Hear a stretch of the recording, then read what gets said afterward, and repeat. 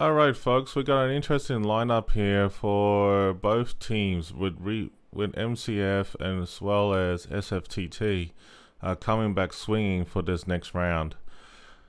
I have to admit, I mean, like, both sides are doing, pretty strongly. So SFTT and also MCF are coming back swinging with an interesting lineup, with SFTT punching in the Ohio, Kremlin, Des Moines, Galileo, Napoli, Nevesky, Gearing, Daring, and also the Ragnar. With the MCF coming out swinging with the Ohio, Kremlin, two Des Moines, Goliath, Moskva, Gearing, Daring, and Grozovoy. This is an interesting lineup for both teams on this map. So, with everything going on, I mean, we can see that MCF has actually decided to do a bit of a breakup formation with some of their warships heading towards over in Bravo and C cap. They're actually leaving with the Grozovoy heading towards A, and also the Goliath taking it wide towards A as well. But it's actually interesting with the lineup that they're doing here, with the Ohio coming in the back and the rear behind them, so anything can happen on this Warriors Path map. So it's interesting to see that they're doing this with the Daring going towards Bravo. The Moskva is coming in loosely to support it, but it's interesting what SFTT has done, because like they're sending two DDs over towards the middle, which is the Ragnar and the Daring, but they have the bulk of the fleet heading towards C. So it looks like C is going to be where the main action is for both teams. The Napoli and the Ohio is actually taking it wide towards A. So with that being said, the Gearing, the Nevesky, and also the Des Moines, Kremlin, and the Galileo heading towards C, anything can happen. And honestly, it is actually a pretty interesting battle for both teams. So we are about to, witness an interesting fight between both sides here. So we'll be able to tell you in a moment what's going to happen next. Okay, so everything that's going on is going to be full on in the middle. So it looks like the Daring's taking B cap and is actually pressing on the cap right now. MCF is actually reciprocated with the Moskva and the Daring going in the middle. They're engaged in a fire with the Ragnar right now. Galileo has actually launched a squad for SFTT heading towards the team down further south. And it's actually quite interesting to see how things pan out. So it is an interesting lineup and see how things are panning out from both sides. So the Ohio is firing a long range towards the Ohio long range between each other from MCF and SFTT. But the Grozovoy has moved in with MCF heading towards A. Well, not sure what's going on with the Napoli, the Ohio, and the Ragnar. I mean, like, for SFTT, they're sort of like, kiting and hanging back.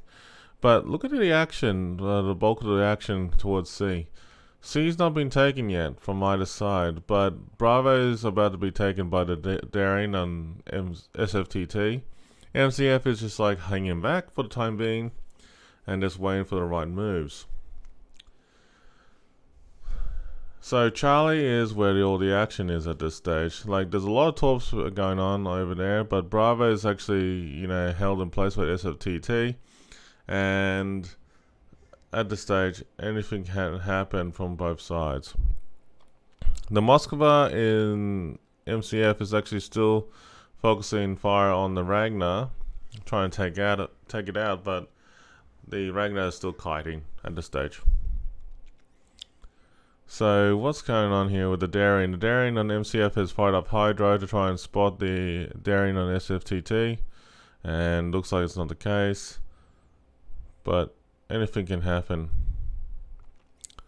Looks like the Kremlin on MCF is actually getting focus fired on the long range, but it looks like, nothing's really happening on Charlie. Charlie's got a lot of torp action going on. There are some torps heading towards the Nevesky in the back row there on SFTT from MCF's torps. There's a lot of good torps heading that way. The smoke coverage is actually pretty good, I have to admit. Well done by the Gearing, who deployed the smoke to hide its teammate. But the torps have come up short on the Nevesky. So let's just see what's happening here. So it looks like the Daring is actually fired torps towards the left, well, depending on how you see it, it's on the left-hand side of this island over in Bravo, but nothing's going on there. ACAP has been taken by MCF, so anything can happen here. So let's just see what's going on with SFTT's move here. It's a good question to see what they're going to do with the Ragnar over that area over in A. They could make a push, they probably can hold back, but the Napoli just seems changing fire with the Goliath at this stage, and the Goliath is actually just cutting back a little bit, same with the Napoli. So there's nothing really going on here on both sides at this point. I mean, like, there's a lot of gunfire exchange, but no pressing the attack.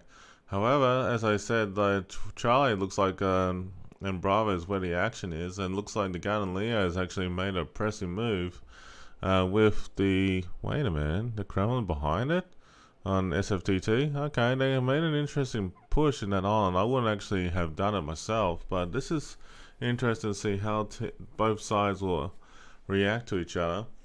So it's interesting to see how they position the Galileo. The Galileo is positioned itself to be in the tanking position, firing at long range on the Ohio with the Kremlin beside it.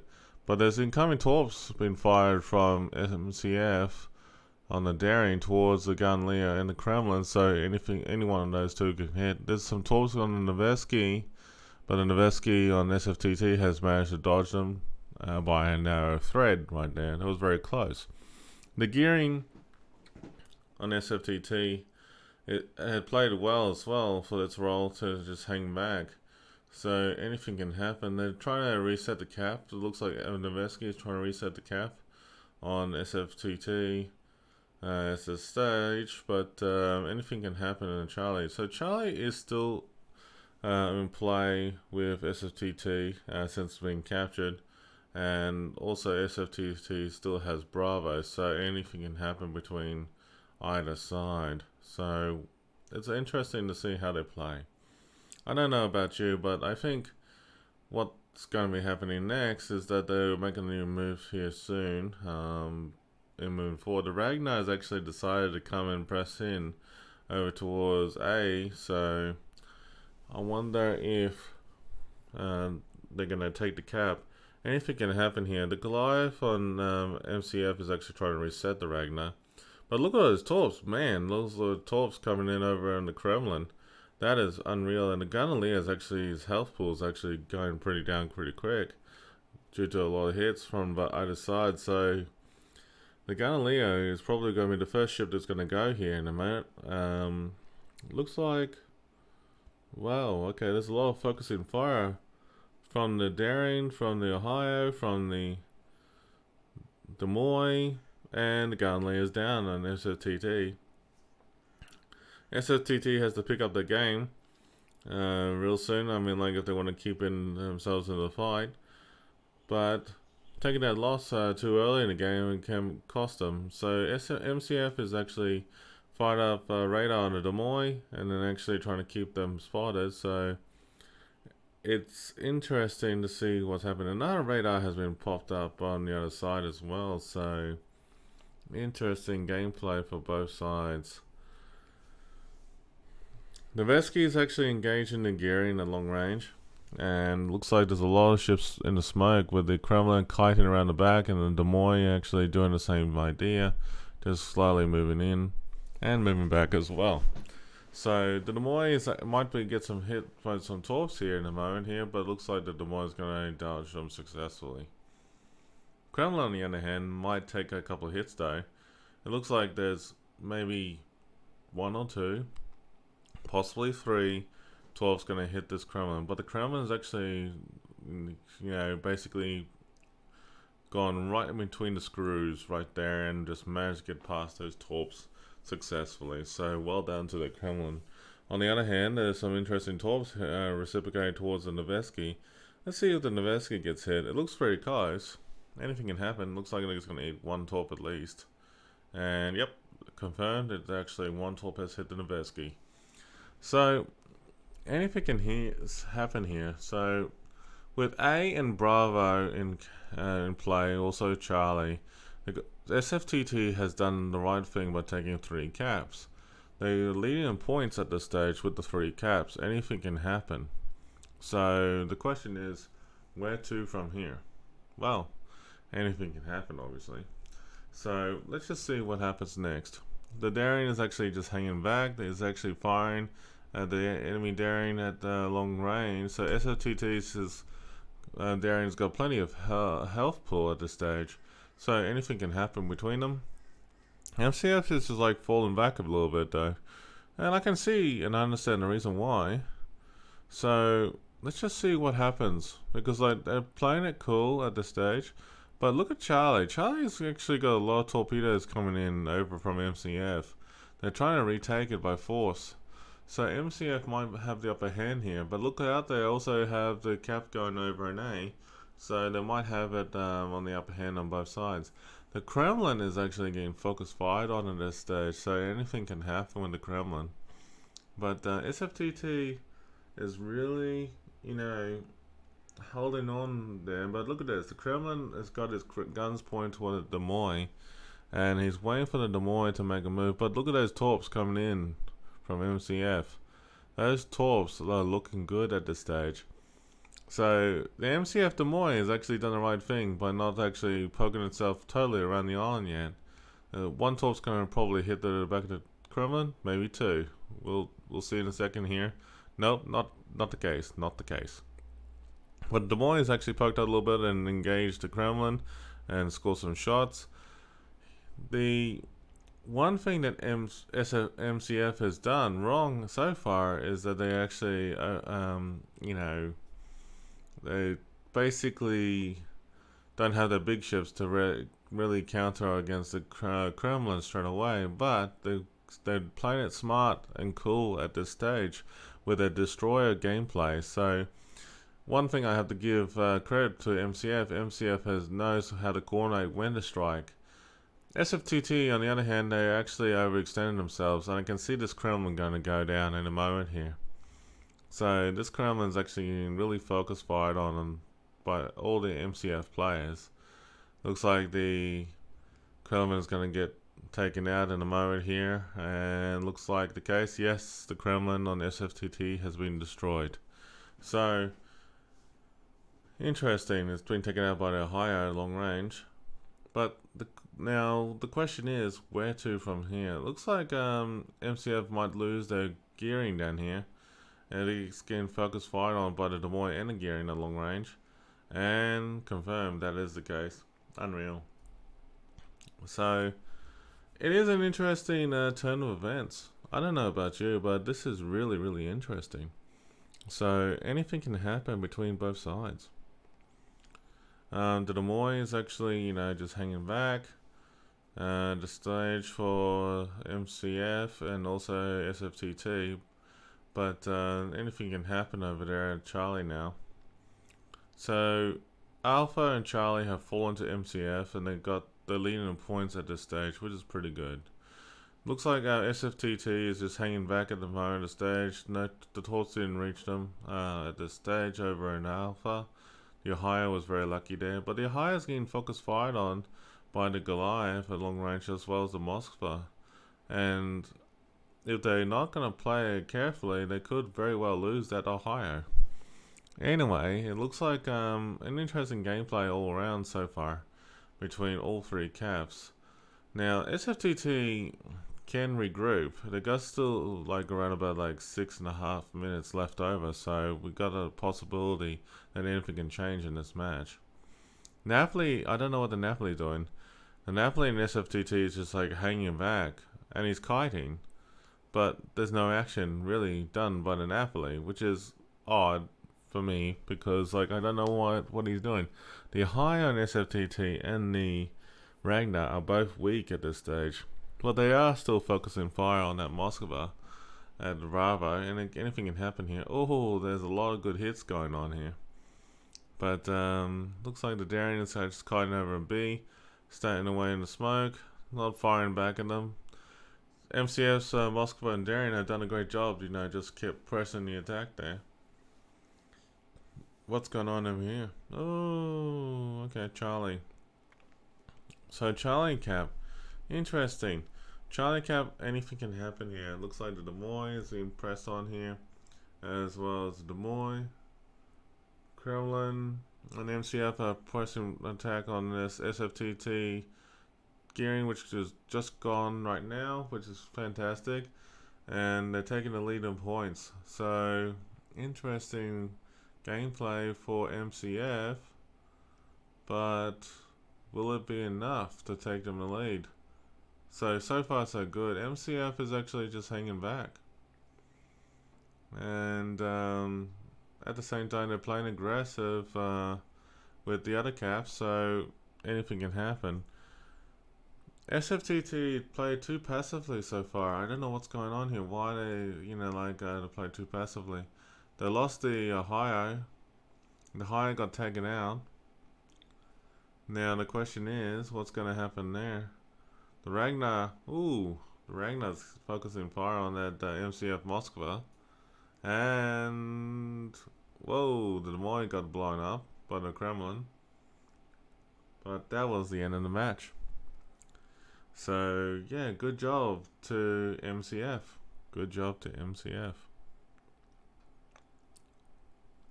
But that was an interesting match, folks. I don't know about you, but I thought that was actually pretty damn cool. But, yeah, actually well played, for MCF overall. And SFTT did okay as well, but they played too passively in that match. But so MCF won that, folks. That was actually a pretty good match.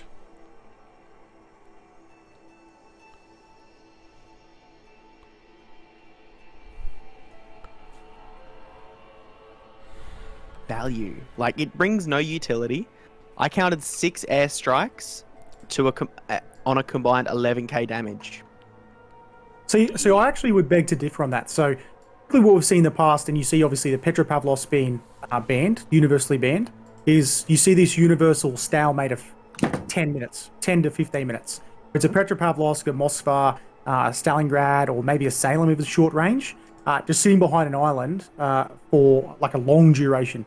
I think having something like the Good Allowed to sit there and be able to sit behind an island and counter that and force their hand to push or to counter-react that radar, I think that's good.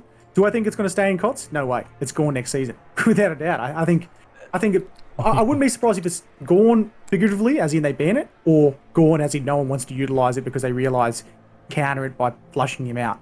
We just saw that. Well, the biggest thing, right, is against the Moskva Stalingrad, it's useless. It does not pan the 50mm deck. So. Correct. But I don't think it's playing for the pens. I think it's playing for potential HE damage. The fires. The fires. Correct. Yes. Yeah. Well, I mean, you can still get a superstructure. Don't forget that as well. Superstructure is not 50mm plating.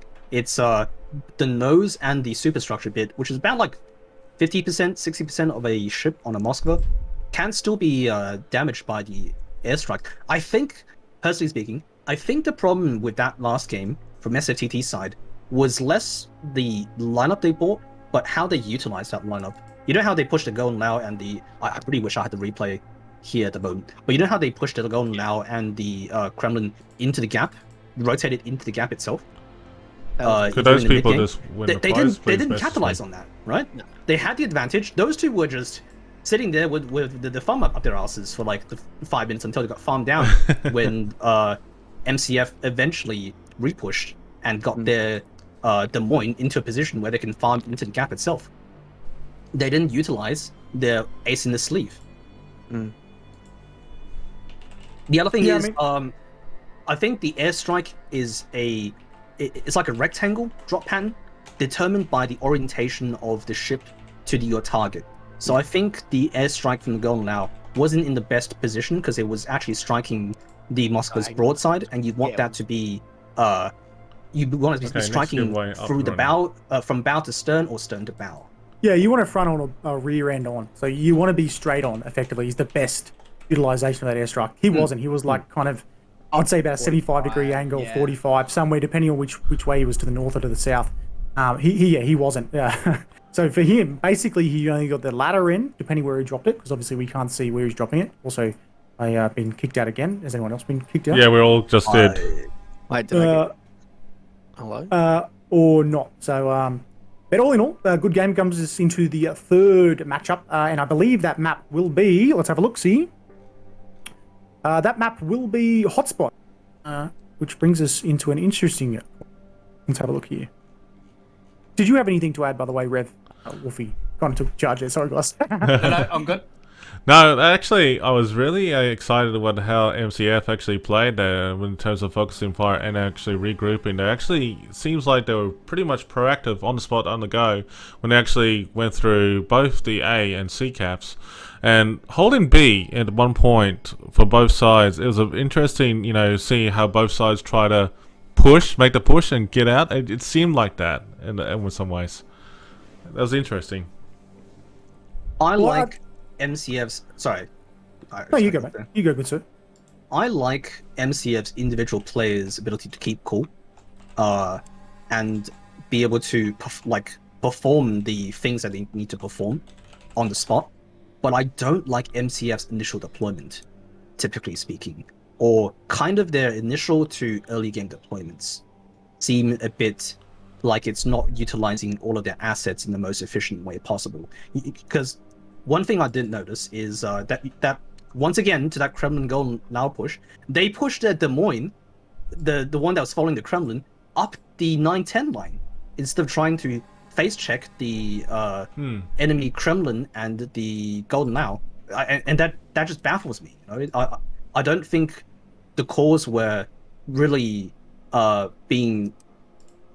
The cores on the one that's winning MCF the games. It's the individual players doing the best that they can in the situation that they've been given. Yeah, that's just how I'm interpreting these types of games. No, I 100% agree. Well, we should move on to the next one, and I think we should all allow ourselves a quick little break before we do get in there. It looks like at this point in time, SFTT will be on the Bravo team. So if everyone would like to change up their overlay there, and the MCF team will be on the Alpha team. It looks like the teams are starting to fill back up. The next map will be Hotspot. Just for my sake, guys, I just want to go through everyone's giveaway codes. If my mods can please give a shout out to Admiral Revan, Porky, Big Ol' Wolfie, and Sherpa Slant, Logistic Llama. That'd be fantastic. Also, can my mods on my team hashtag KOTS?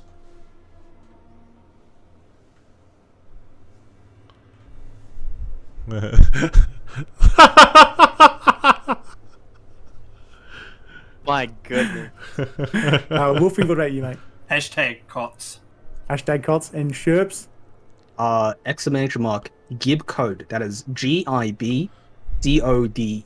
Yes, I'm weird and like to screw with my viewers. Give Shimmer cosplay.